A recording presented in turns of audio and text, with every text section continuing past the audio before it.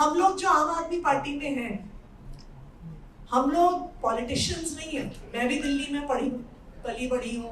दिल्ली में Springdale school से मैंने पढ़ाई की है, सेंट स्टीफेंस कॉलेज से मैंने ग्रेजुएशन किया है। और मुझे याद है जब मैं कॉलेज में होती थी तो हम मेरे क्लास में एक अरुणाचल प्रदेश के सीएम का बेटा मेरे साथ पढ़ता था। तो हमें यही लगता था कि वो सीएम का बेटा है, एक दिन वो भी सीएम बनेगा, क्योंकि हमारे देश की राजनीति में तो ऐसा ही होता है। हम जैसे लोग जो कुछ अच्छा करना चाहते थे, हम ये सोचते थे कि शाम को जाके स्लम्स में किसी को पढ़ा दीजिए, कि जिस दिन आपके परिवार के किसी की बरसी होगी तो कुछ लोगों को भंडारा करवा दीजिए। जब हम समाज में कुछ बदलने के बारे में सोचते भी थे तो हमारी विजन कभी राजनीति तक नहीं जाती थी। क्यों? क्योंकि पढ़े लिखे मिडिल क्लास लोगों को तो हमेशा यही कहा जाता है कि जी राजनीति गंदी चीज होती है, राजनीति में कीचड़ होता है, पॉलिटिक्स से दूर रहो। अच्छे पढ़े लिखे बच्चे पॉलिटिक्स से एक अच्छी दूरी बना कर रखते हैं। और अगर आप देखिए तो जो आप सब लोग बैठे हैं, ये सोच शायद शुरू से हम सब में डाली गई है कि भाई अच्छे लोगों का काम नहीं है राजनीति। लेकिन आप देखिए इसका नतीजा क्या होता है। हमारी जिंदगी के जो सबसे इंपॉर्टेंट डिसीजंस होते हैं, जो हमारी जिंदगी के सबसे इंपॉर्टेंट एस्पेक्ट्स होते हैं, देखिए हम अपनी सारी जिंदगी में मेहनत क्यों करते हैं? हम इसलिए करते हैं ना कि हम अपने बच्चों को पढ़ा लिखा के आगे बढ़ा पाए। तो हमारे बच्चों को कैसी शिक्षा मिलेगी, इस पे डिसीजंस पॉलिटिशियंस लेते हैं। हमारे माता पिता को कैसी हेल्थ केयर मिलेगी, इस पे डिसीजंस पॉलिटिशियंस लेते हैं। हम अपने घर से बाहर कदम रखेंगे, हम सेफ होंगे कि नहीं होंगे, इस पे डिसीजंस पॉलिटिशियंस लेते हैं। हमारे बच्चे पढ़ लिख के कॉलेज से निकलेंगे, उनको नौकरी मिलेगी कि नहीं मिलेगी, इस पे डिसीजंस पॉलिटिशियंस लेते हैं। तो हमारी लाइफ की सारे इंपॉर्टेंट डायमेंशंस पर डिसीजंस तो नेता लेते हैं। लेकिन जब अच्छे लोग राजनीति में आते नहीं हैं तो हमने अपनी लाइफ के सबसे इंपॉर्टेंट निर्णय अपने समाज के सबसे बदतर लोगों के हाथ में छोड़ दिए। और यही कारण है कि अक्सर हम लोग जब मॉर्निंग वॉक पे जाते हैं, शाम को डिनर पे बैठते हैं, 9 बजे वाली न्यूज़ देखते हैं, तो थोड़ी देर के बाद हम सब डिस्कशन करके इस कंक्लूजन पे पहुंचते हैं कि इस देश का कुछ नहीं हो सकता, कि nothing can change in this country, right? यही बात करते हैं ना हम लोग। लेकिन ये क्यों है? ये इसलिए है क्योंकि अच्छे लोगों ने राजनीति से दूरी बना ली। कि जो लोग समाज में कुछ बदलना चाहते हैं, कुछ अच्छा करना चाहते हैं, वो राजनीति में आते ही नहीं है, इस डिसीजन मेकिंग पोजीशन में आते ही नहीं। तो मैं तो आज भी यही कहूंगी, हो सकता है कि आम आदमी पार्टी अब 10-12 साल से राजनीति में है, हो सकता है दिल्ली में हमारी सरकार है, पंजाब में हमारी सरकार है, गोवा में हमारे विधायक हैं, लेकिन मैं आज भी कहूंगी कि आम आदमी पार्टी एक पॉलिटिकल स्टार्टअप ही है। कुछ ऐसे अच्छे पढ़े लिखे ईमानदार लोगों का जिन्होंने सोचा कि भाई अगर हम अपने घरों से बाहर नहीं निकलेंगे, हम चीजों को नहीं बदलेंगे, तो देश कैसे बदलेगा, हमारा शहर कैसे बदलेगा। और इसी के तहत आम आदमी पार्टी की शुरुआत हुई और हमारी यही कोशिश रही है पिछले 10 साल से कि कैसे ईमानदारी से राजनीति करके लोगों की जिंदगी को बेहतर बनाया जा सके। और अगर आप दिल्ली का पिछले 10 साल का जो हमने काम किया है उसको देखिए, तो दिल्ली में ऐसे बड़े बड़े चेंजेस हुए हैं जो हो सकता है उससे सालों पहले में ना हो। मैंने अपनी पूरी जिंदगी दिल्ली में बिताई है। मेरी बचपन की स्ट्रॉन्गेस्ट मेमोरी ये है कि गर्मियों में बिजली जाती थी, हमारी मम्मी जी पंखा चलती थी और हम डेसू को फोन मिलाते रहते थे कि जी कब आएगी बिजली, कब आएगी। ये रही थी हमारी दिल्ली 10 साल पहले तक। 2014 की गर्मियों तक 8-8 घंटे के पावर कट लगा करते थे। और वो समय था जब दिल्ली में पीक डिमांड बिजली की तकरीबन 5,500 मेगावाट की होती थी और 6-6 घंटे ब्लैकआउट होते थे। मुझे याद है मेरी ड्यूटी होती थी अपने परिवार में कि हर गर्मी से पहले मुझे अपने पेरेंट्स के घर की इन्वर्टर की बैटरी बदलनी होती थी क्यों?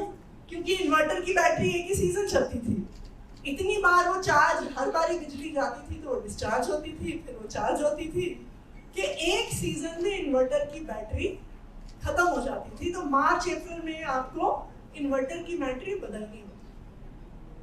लेकिन पिछले 10 साल में दिल्ली देश का इकलौता ऐसा राज्य बना है जहां पे 24/7 इलेक्ट्रिसिटी आती है। देश में कोई और ऐसा राज्य नहीं। इस गर्मी में, अभी जो गर्मी गई है, मुझे लगता है कि इतनी पीक गर्मी पिछले 20-30 साल से नहीं हुई। 52 डिग्री तक टेम्परेचर पहुंच गया था। हम सब जानते होंगे कि दिल्ली के आसपास नोएडा हो गया, गुड़गांव हो गया, गाजियाबाद, साहिबाबाद, ग्रेटर नोएडा, इन सब शहरों में, मैं यूपी हरियाणा के गांव की बात नहीं कर रही हूँ, लेकिन इन सब शहरों में 6-6 घंटे के पावर कट लग रहे थे इस गर्मी। गुड़गांव में तो बहुत बड़े बड़े अपार्टमेंट्स हैं जिसमें लाखों रुपए की महीने की मेंटेनेंस होती है। वहां तक दिन में 13 बार बिजली गई है इस बारी की गर्मी में। लेकिन दिल्ली एक इकलौता राज्य था जब 24 घंटे बिजली आई। ये कोई छोटी अचीवमेंट नहीं है। ये इसलिए छोटी अचीवमेंट नहीं है कि 10 साल पहले 5,500 मेगावाट की पावर डिमांड पे 8-8 घंटे के पावर कट लगते थे, और इस साल पीक पावर डिमांड 8,500 मेगावाट पहुंच गई। लेकिन फिर भी आपको आम आदमी पार्टी की सरकार में पावर कट नहीं लगने दिए। मैं कुछ दिन पहले एक प्रोग्राम में बैठी थी, जैसे डायस में भाई साहब मेरे बगल में बैठे थे, तो मेरा भाषण हुआ, बहुत खुश नहीं लग रहे थे। तो फिर मैंने बाद में बातचीत करी तो वो कहते हैं कि बेटा मेरा इन्वर्टर का बिजनेस हुआ करता था। कहते तुम लोगों ने मेरा बिजनेस बंद करा दिया है। अब मैं इन्वर्टर और इन्वर्टर बैटरी नहीं मैन्युफैक्चर करता, अब मैं ई रिक्शा के पार्ट्स मैन्युफैक्चर करता हूँ। जो इन्वर्टर बेचता हूँ सिर्फ एनसीआर के रीजन में बेचता हूँ, और ये दिल्ली की सच्चाई है। दूसरा जो एक बहुत महत्वपूर्ण काम दिल्ली में हुआ है वो एजुकेशन। देखिए, जिन जिन देशों को आज हम डेवलप्ड कंट्रीज कहते हैं, चाहे सिंगापुर हो गया, चाहे जर्मनी हो गई, चाहे कनाडा हो गया, चाहे अमेरिका हो गए, ये वो देश हैं जो डेवलप हुए अपने बच्चों को अच्छी शिक्षा देते। देखिए, सेकेंड वर्ल्ड वॉर खत्म हुआ उसी समय के आसपास जब हमारे देश को आजादी मिली थी, तब जापान बिल्कुल ध्वस्त हो गया था, तब जर्मनी बिल्कुल ध्वस्त हो गया था, सिंगापुर बिल्कुल खत्म था। लेकिन इन कंट्रीज ने 75 साल में अपने देशों की इकोनॉमी को कहां पहुंचा दिया। लेकिन आज भी भारत, मुझे याद है जब मैं स्कूल में होती थी तब हमारे स्कूल के इकोनॉमिक्स टेक्स्ट बुक्स में लिखा होता था कि India is a developing country, और तब ऐसा कहा जाता था कि 2020 तक India will be a developed country. ऐसा हमारी इकोनॉमिक्स की टेक्स्ट बुक्स 20 साल पहले कहती थी।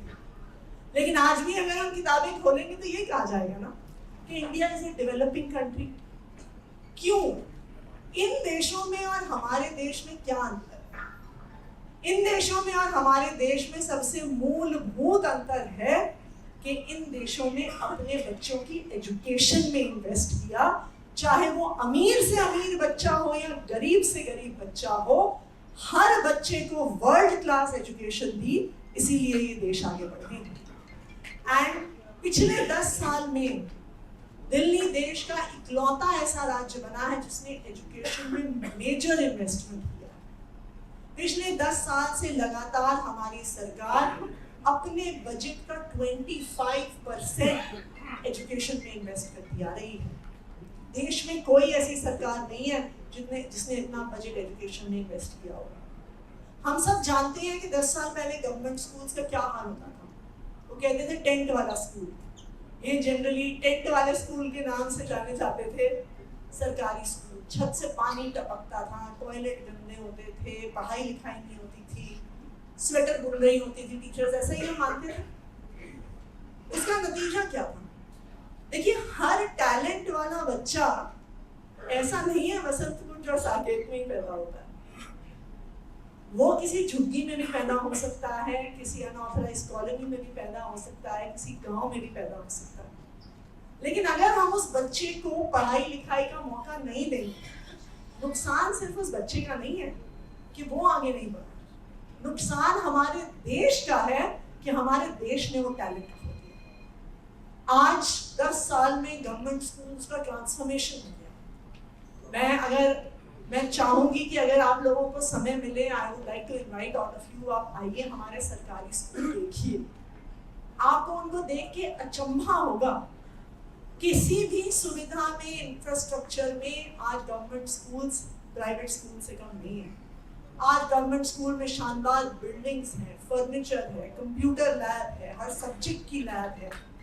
आज हमारे स्कूल्स में वर्ल्ड क्लास स्पोर्ट्स इंफ्रास्ट्रक्चर है, ओलंपिक साइज स्विमिंग पूल्स हैं, सिंथेटिक ट्रैक्स हैं, एस्ट्रोटर्फ हॉकी ग्राउंड्स हैं।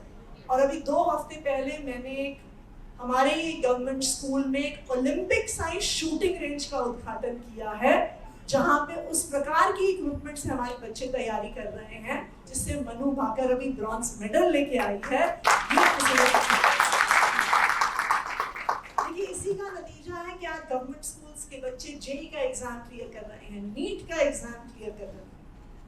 ये टैलेंट सिर्फ उस बच्चे के काम नहीं आएगा, ये अपॉर्चुनिटी सिर्फ उस बच्चे के काम नहीं आएगी, ये अपॉर्चुनिटी हमारे देश के काम आएगी। और ये काम पिछले 10 साल से हमारी सरकार ने किया है। तीसरी चीज मैं ये मानती हूँ कि हमने दिल्ली के इंफ्रास्ट्रक्चर पे काम किया। 10 साल एक सर्वे निकलता है, इंटरनेशनल सर्वे है, 5 साल पे 10 साल पे, मैं उसका नाम भूल रही हूँ।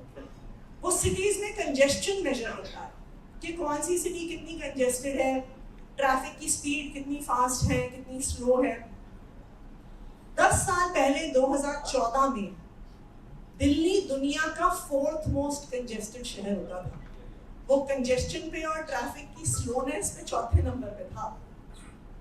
पिछले 10 साल में आम आदमी पार्टी की सरकार ने दिल्ली में 38 फ्लाईओवर्स, अंडरपासेस और एलिवेटेड रोड्स बनाए हैं और 10 साल के अंदर 4th स्लोएस्ट ट्रैफिक से हम अब दुनिया में 44th नंबर पे पहुंच गए हैं। तो आप हर तरफ देखिए, आप लोगों के पास ये राउतराराम एलिवेटेड रोड बनी है। कुछ ही दिन पहले हमने पंजाबी बाग फ्लाईओवर का उद्घाटन किया है, जिसने आरकेपुरम से आजादपुर तक पूरी रिंग रोड को रेड लाइट फ्री कर दिया है।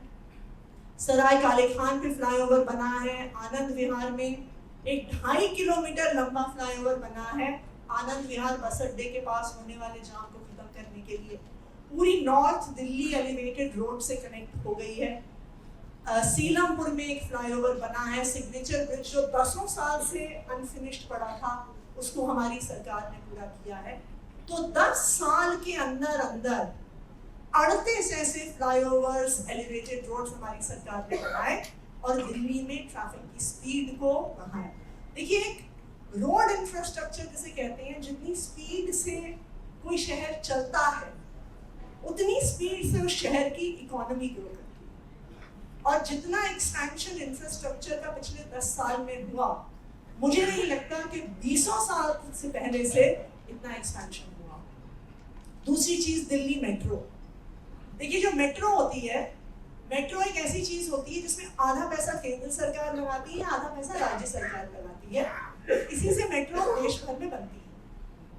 अब केंद्र सरकार के पास तो ऑब्वियसली स्टेट गवर्नमेंट से ज्यादा पैसा होता है, तो मेट्रो की डेवलपमेंट की स्पीड बेसिकली किसी भी स्टेट में इस बात पे डिपेंड करती है कि स्टेट गवर्नमेंट कितना पैसा लगाती है। वो ज्यादा लगाते हैं तो मेट्रो जल्दी बनती है, वो कम पैसा लगा पाते हैं तो मेट्रो स्लो बनती है। अभी कुछ दिन पहले हमारी दिल्ली में एक नई मेट्रो लाइन का शिलान्यास हुआ था, तो वहां पे प्रधानमंत्री जी ने अपने भाषण में कहा था कि मैंने 10 साल में पूरे देश में 1000 किलोमीटर मेट्रो की लाइन बनवाई है। आपने न्यूज़पेपर में पढ़ा भी होगा। उन्होंने कहा उस 1000 किलोमीटर मेट्रो लाइन में से 450 किलोमीटर दिल्ली में बनी है। और क्यों बनी? क्योंकि 7,500 करोड़ का इन्वेस्टमेंट दिल्ली सरकार ने पिछले 10 साल में मेट्रो की डेवलपमेंट में किया। आज दिल्ली का पब्लिक ट्रांसपोर्ट सिस्टम भी, आज आप देखिए, दिल्ली इलेक्ट्रिक बसेस में एक वर्ल्ड लीडर बन गया है।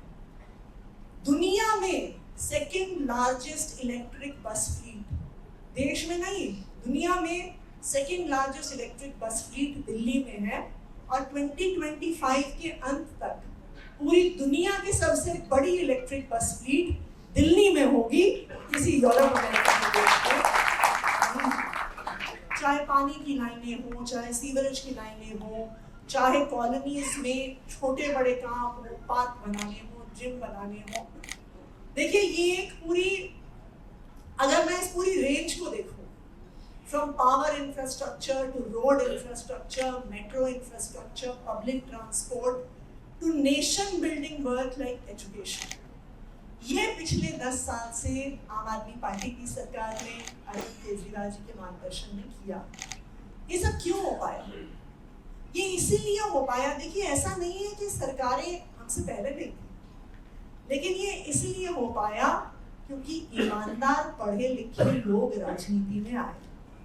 मुझे याद है जब हम चुनाव पहली बार लड़ रहे थे 2013 में, तो हमने बहुत प्रॉमिसेस किए थे, तो लोग कहते थे जी ये पॉसिबल नहीं है, इतने पैसे कहाँ से आएंगे। आज भी लोग हमसे यही सवाल पूछते हैं कि जी पैसे कहाँ से आएंगे। हर बार हम कोई अनाउंसमेंट करते हैं तो लोग कहते हैं जी केजरीवाल झूठ बोल रहा है, पैसे नहीं है, होने वाला नहीं है। लेकिन पैसे ईमानदारी से आते हैं।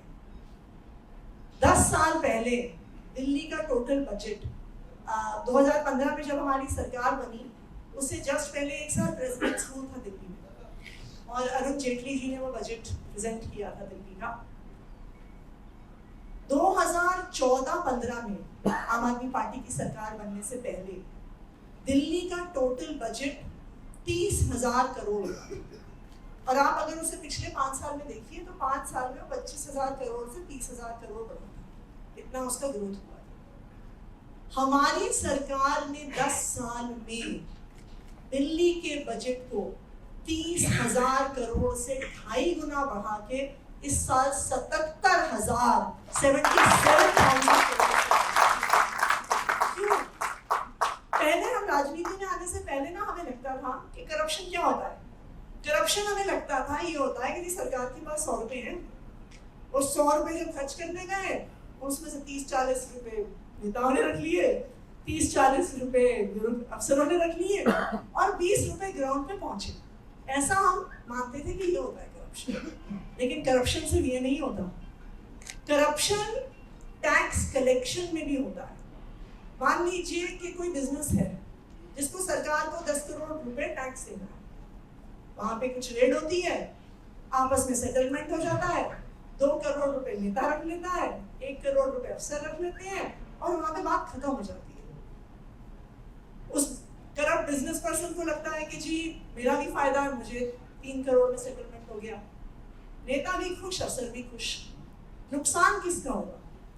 नुकसान सरकारी खजाने का हुआ, आप लोगों का हुआ, हम दिल्ली वालों का हुआ, क्योंकि वो पैसा सरकारी खजाने में पहुंचा ही नहीं, जिससे स्कूल बन सकते थे, हॉस्पिटल बन सकते थे, सड़कें बन सकती थी, इलेक्ट्रिसिटी का इंफ्रास्ट्रक्चर बन सकता था। तो दिल्ली में ये जो मैसिव एक्सपेंशन ऑफ रेवेन्यू हुआ है, इस वजह से हुआ है कि हम जैसे कुछ पागल ईमानदार टाइप के लोग राजनीति में आ गए, और दिल्ली के लोगों के लिए हमने काम करने के बारे में सोचा भी और पूरी कोशिश भी की। आज फिर से आप लोगों के बीच में हम लोग आए हैं वोट मांगने के लिए, आपका आशीर्वाद मांगने के लिए, और आने वाले समय में मुझे पूरा भरोसा है कि आप लोगों का प्यार, आप लोगों का आशीर्वाद और आप लोगों का वोट महेंद्र जी को जरूर मिलेगा।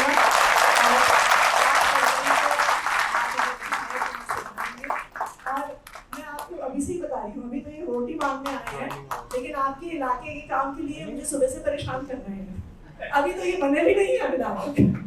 अभी आप तो सुबह से मुझे बता रहे हैं ये वाली रोड बी ब्लॉक की है, टीडीए के पास है, ऐसे हमें पीडब्ल्यूडी से वापस लेनी है क्योंकि टीडीए वाले इसे बना नहीं रहे हैं। इस सुबह से मेरे पीछे पड़े हुए हैं कि जी मेहरौली महिपालपुर की जो सड़क है वो पीडब्ल्यूडी बना रही थी, उसका काम बीच में रुक गया है, उसको आप जल्दी करवाओ। और ये फोर्टिस हॉस्पिटल के पास फ्लाईओवर बनना है। तो आप सोचिए, जो व्यक्ति प्रतिनिधि बनने से पहले ही आपके काम करवाने में लगा हुआ है, वो आपका एमएलए बनने के बाद आपके लिए कितने काम करता है। तो इसलिए मेरी आप लोगों से यही रिक्वेस्ट रिक्वेस्ट रहेगी, यही अपील रहेगी कि सिर्फ अपने कामों के लिए नहीं, वो तो आपके RWS के काम होंगे, लेकिन कुछ पागल ईमानदार पढ़े लिखे लोग जो आज भी हिम्मत करते हैं कि इस देश को बदलने की जरूरत है, इस सिस्टम को बदलने की जरूरत है। मुझे लगता है कि आम आदमी पार्टी आज भी एक पॉलिटिकल स्टार्टअप है और आप लोगों के प्यार और आप लोगों के सपोर्ट के बिना अभी ये स्टार्टअप अभी इतना बड़ा नहीं बना। अभी देखिए ये दिया छोटा सा है, इसको अभी तूफान से बचा के रखने की जरूरत है।